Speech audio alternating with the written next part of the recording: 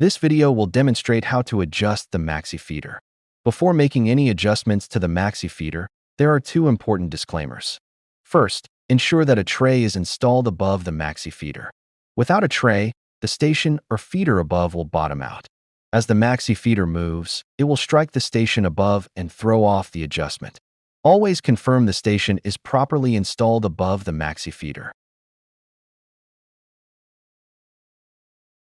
The second disclaimer is to mark your spring before making any adjustments. Mark it in case you make an error. This way, you can always refer back to the factory mark and reset the spring to its original settings. With those disclaimers covered, let's proceed with the adjustments. In this portion of the video, you will learn how to adjust the MaxiFeeder. Before continuing, make sure you have watched the video on loading and setting up your MaxiFeeder for the first time. First, we will demonstrate a MaxiFeeder that is working incorrectly. Behind me are two machines, a DS-64i and a DS-77iQ. The DS-77iQ features the latest MaxiFeeder with stainless side guides. The DS-64i uses the traditional painted side guides. Now, let's take a look at what happens when the MaxiFeeder is not running correctly. I'm going to demonstrate how to go into the diagnostic screen to activate the MaxiFeeder.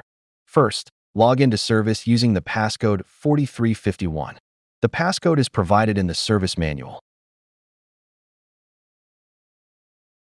Select Service at the top of the screen. The diagnostic screen will appear.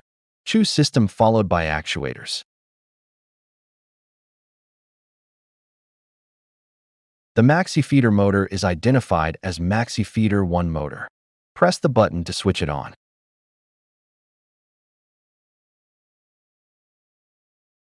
The issue is that the MaxiFeeder is not operating. Possible causes include the signal, cable, or motor. MaxiFeeders are motorized units. The first step is to check the MaxiFeeder adjustment. The covers are left on the DS-64i so that you can see where the adjustment is for the MaxiFeeder.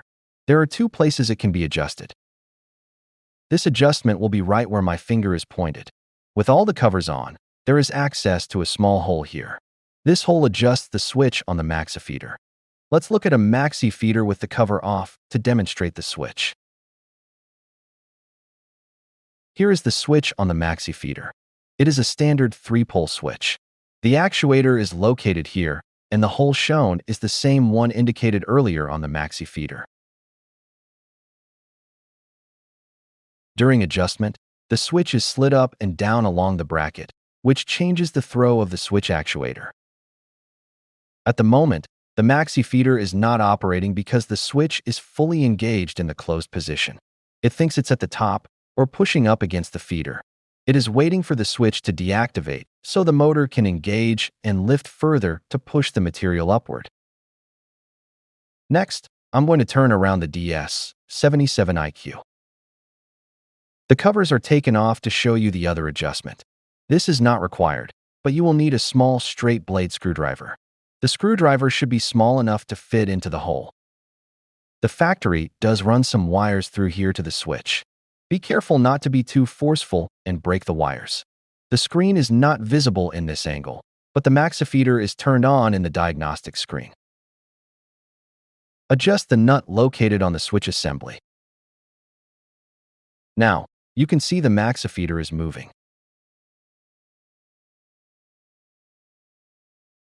As you can see, my MaxiFeeder is moving. Now, if your feeder is moving continuously without stopping, that's not normal operation. The correct motion is what I call the gallop. This steady movement is exactly what you want to see from your MaxiFeeder. This hole gives you access to the switch. Adjusting the switch position ensures your MaxiFeeder maintains proper movement. When the feeder reaches the end, the assembly lifts. This closes the switch, signaling that the material has reached the end. At this point, power to the motor is cut and the feeder stops. Once the assembly falls back down, the switch reopens. The motor re-engages and the feeder starts moving again. I can demonstrate this by moving the backstop out of the way. The motor will continue to run until the backstop returns to the feed position. Another adjustment point on the MaxiFeeder is this spring. Here is the spring's location. The spring applies tension to the feeder, allowing it to move up and down. Without the spring, the MaxiFeeder would have to lift and lower its full weight on its own. Every feeder is equipped with this spring, which is factory engineered to provide the correct amount of pressure. In most cases, you won't need to adjust these springs, as they are already set to the proper position during manufacturing. Remember the disclaimer and mark the position of your spring on the bracket so you know its original setting.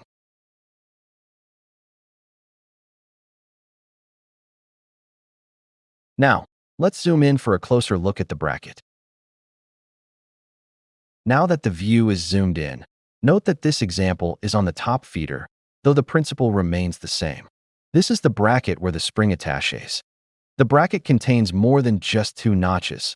There are 6 slots in total. The spring can be moved up or down among these slots to fine-tune the MaxiFeeder adjustment. This spring belongs to MaxiFeeder station number 1. Its view is partially obstructed by the cover switch for the upper clamshell.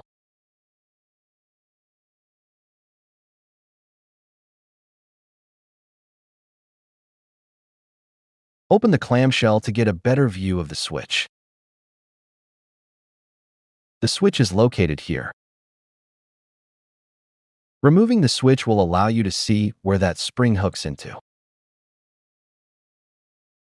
To remove the switch, remove the T20 screw with a T20 screwdriver. The screw is located right here. Remove the screw and move the switch assembly out of your way.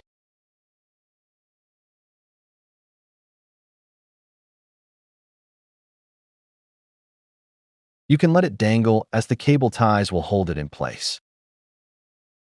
At this angle, you can see the spring is here and hooked onto one of these notches in the bracket. I'm going to move the spring into a different position to demonstrate what will happen with the MaxiFeeder. First, remove the spring from the feeder. Release the spring tension and unhook it from the bracket. Take note that it is currently positioned on the top station. In this example, the spring will be moved 2 stations down. A station refers to the small hook hole located in the bracket. As you can see, the angle of the spring is much lower than before. Off camera, I'm going to go back into diagnostic mode, and then we can see what the MaxiFeeder looks like as it's driving. Now, the spring is out of adjustment and the switch is removed. Before testing the MaxiFeeder, I need to engage this switch so that the system will think the cover is closed. Using a cable tie, I'm going to close the switch contact on the upper clamshell so it will think it is closed. It is now in the closed position, and I am going to turn the MaxiFeeder on. Even though it is on, you can see nothing is happening. Again, this is because I moved the spring out of adjustment. There is the same issue as before where the MaxiFeeder is moving in the standard position. One solution you could try is to give it a little push, pull on the spring, and see if it changes behavior. Once you've exhausted adjusting your switch, then go to the spring and pull, push, and move on it as I've demonstrated.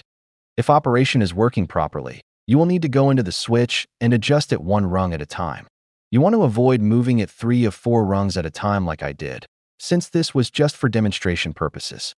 Instead, move it 1 rung at a time until you're back into normal operation. Now, I'm going to take the spring off again and put it back into the correct top position. However, every machine may vary when it comes to the spring being in the top section. Let's test again. As you can see, there is the gallop. The final test would be to load it with paper and make sure it completely empties out the MaxiFeeder. In this test, the feeder should be loaded with a full amount of material. As it processes 5 to 10 pieces, the MaxiFeeder will rise by 1 or 2 gallops before continuing normal operation. This concludes the demonstration of adjusting the MaxiFeeder.